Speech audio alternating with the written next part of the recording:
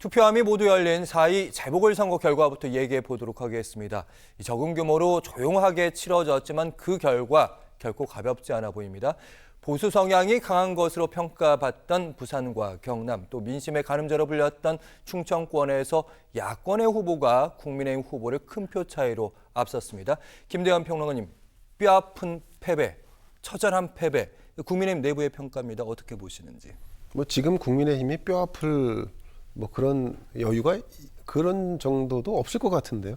지금 이제 전체적으로 윤석열 대통령에 대한 탄핵 정국 이 부분에 모든 에너지를 다 쏟아붓고 있기 때문에 이번 선거도 사실은 어찌 보면 지도부라든가 당 차원에서의 관심과 지원 이런 거는 좀 약간 관심 밖에 있지 않았나 이런 생각도 한편으로 듭니다.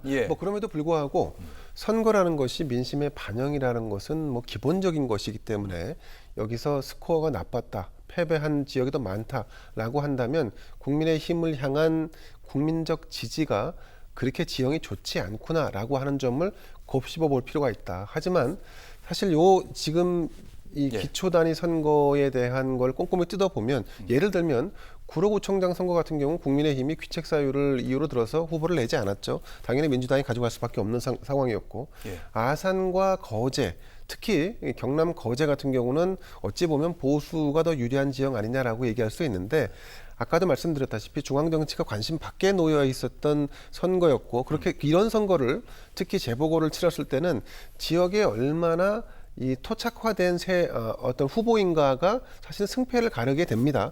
그런데 거제 같은 경우는 민주당 쪽 후보가 이미 거제시장을 한 차례 한 적이 있고 한번 낙선을 했고 그다음 다시 도전하는 거기 때문에 인지도라든가 여러 가지 측면에서 경쟁 후보를 상당히 앞설 수밖에 없는 구도였다. 아산시장도 마찬가지입니다. 아산시장도 오세현 후보가 지금 시장이 됐습니다만 이미 아산시장을 한번 했던 사람이죠. 그러니까 이런 선거에서는 신인이 나왔을 때 도저히 이길 수 없다. 귀책 사유를 국민의힘 후보가 졌기 때문에 국민의힘이 재선 3선을 하는 구도가 아니라 새로운 인물이 나와서 기존의 인물과 싸워야 되는데 기존의 이 야당의 인물은 이미 시장을 했고 인지도가 상당히 높은 상태였기 때문에 이기기 어려웠고 저는 오히려 이제 담양 같은 경우, 전남 담양 같은 경우 여기는 사실은 현역 군수라든가 군수를 지낸 인물은 나오지 않았습니다.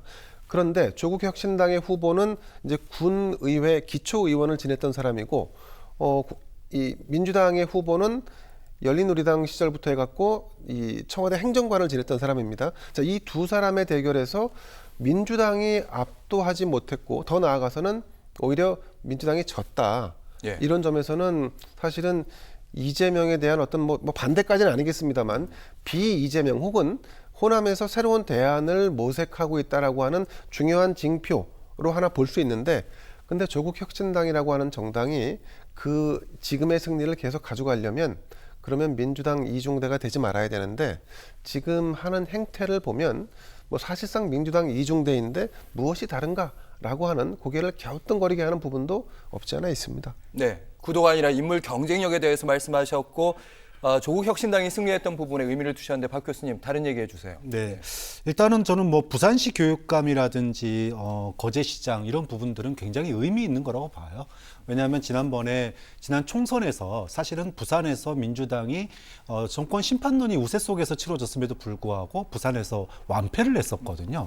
또 거제시장도 마찬가지입니다. 거제시도 총선에서 국민의힘이 이겼던 지역이에요. 또 수도권이긴 하지만 분당 같은 경우도 어려웠지만 그래도 국민의힘이 수성했던 지역입니다. 그런데 이런 지역들이 접경 지역인 강화나 또 전통적인 텃밭인 경북 지역 이런 지역을 빼고는 이제 민주당이 거의 완성하는 분위기였거든요. 결국은 어떤 국민들의 민심의 어떤 단면을 본다는 측면에서는 분명히 지금 계엄과 내란에 대한 심판론 이런 분위기가 분명하게 전국적으로 있었다. 이거를 확인할 수 있었다고 보고요. 구도가 이제 민주당 쪽으로 옮겨갔었다. 그 상태였다. 이런 말씀. 근데 이제 아까 말씀하셨던 이제 담양 군수 같은 경우에는 내부적으로 민주당이 지난 가을에 있었던 영광 재보궐 선거도 마찬가지고 이번에도 굉장히 아슬아슬하게 지난번에 영광은 아슬아슬하게 이겼고 이번에는 아슬아슬하게 졌습니다. 자, 어쨌든 이것이 의미하는 바는 물론 민주당이 공천에도 문제가 있을 수 있고 후보 경쟁에도 문제가 있을 수 있지만 저는 지난번 영광도 그렇고 이번 담양도 그렇고 이거는 민주당 내부에서도 이미 그 얘기는 공공연하게 나온 얘기입니다.